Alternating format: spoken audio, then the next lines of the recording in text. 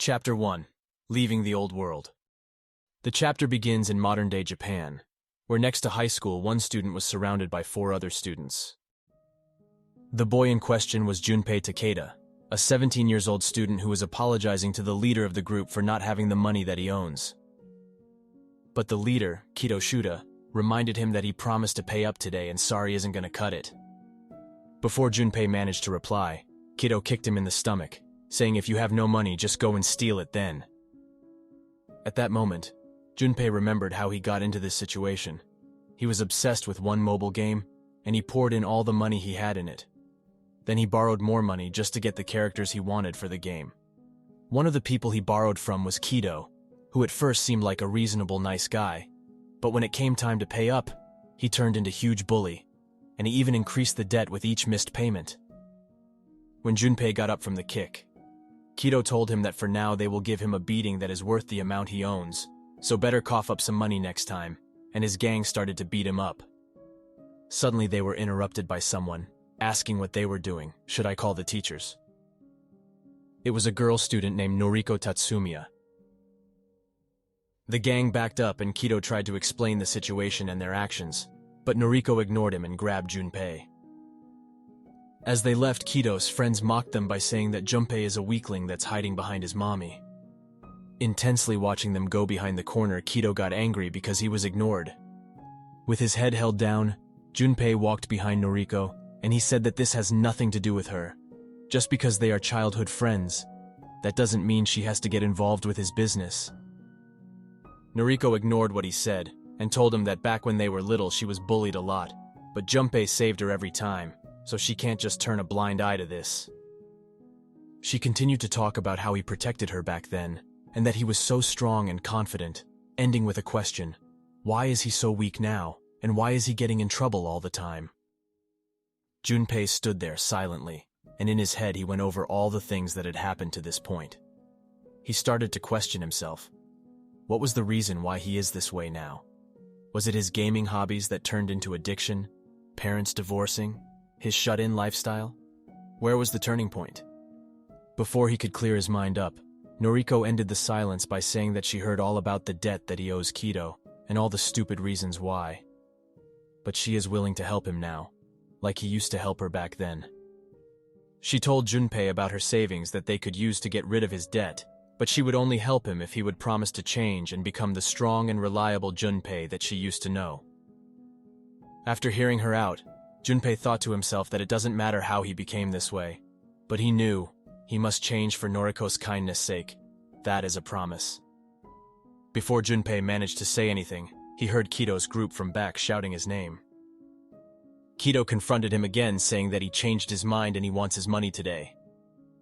Unaware of them, someone with mysterious eyes and a smile on his face was watching them. As Noriko and Junpei prepared to confront Kido's group, suddenly it felt like time froze, and all 6 of them started to melt away in some strange way.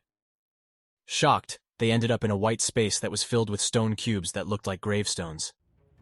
They questioned themselves, is this reality, and where are they? Then a voice from the side said, well then let me explain the situation.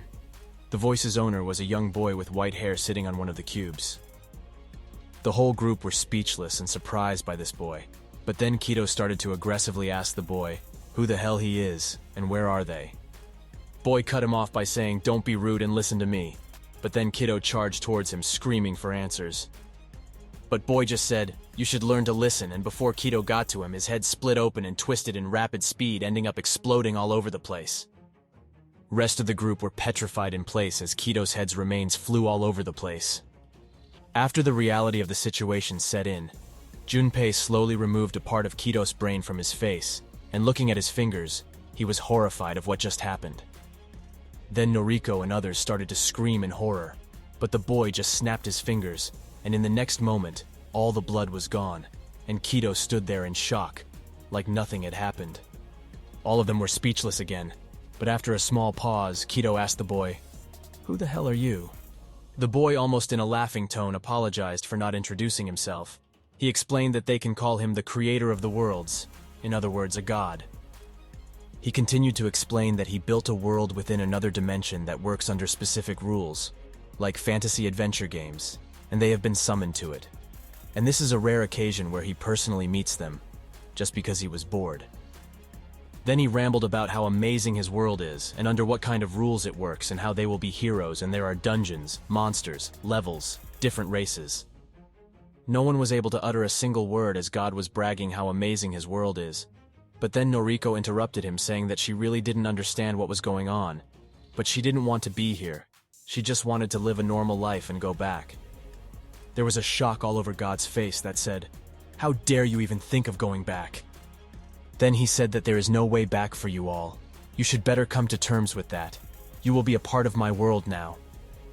When Junpei looked at him saying that, he concluded that that's not an expression a god would have. It's more like the face of a completely broken deviant.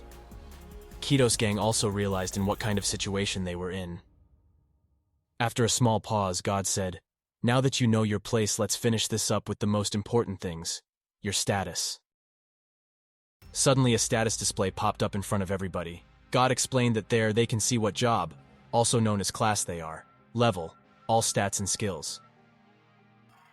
Accepting the situation that he was in, Kido asked God what are the average person's stats at level 1 in his world.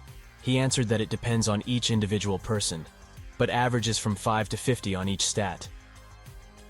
Considering that Kido, as he looked at his stats, asked, "God, doesn't that mean I'm crazy strong?" God answered that indeed, his job, Magic Warrior, is a strong class. Then he included all his gang, explaining that Sakaki Bakana's Battle Priest, Nakabayashi's Noble Thief, and Sakagami's Blade Master, all are impressive jobs. They commented that their stats are decent, but not as good as Kido's, and then they wondered, what's that ultra grade at the end means? God said that skill is a gift from me to you all. It's a unique ability that works on items and monsters, allowing you to find out critical information about them. Then he explained the ranks of skills, and that ultra grade means that it's the highest rank of that type of skill, followed by hero, master, skilled, and beginner. Hearing all of that, Kido was curious about Junpei's stats, and looking at his status display, he started to laugh. Grabbing his head, he mocked him as others from his group asked, "What's so funny?" Looking at Junpei's stats, they commented how weak he is compared to them, and that he even has no job. However, God commented that having no job means that his skills are not bound by specific class and level.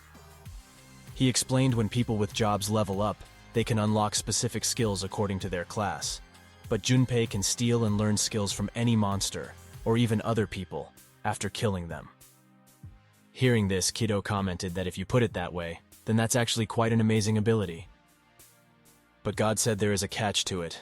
You can only get abilities in random drops and only from monsters that you kill on your own. And then God said that the same goes for Noriko. You two have the same job, that is none. Noriko was in shock, and there were signs of fear all over her face. Then she compared her status display to Junpei's, and some of her stats had even lower numbers than his. That meant she was the weakest of them all. After letting it all sink in, she told Junpei that considering their current stats, despite all our differences, for now, we will have to rely on Kido and his gang to survive in that world.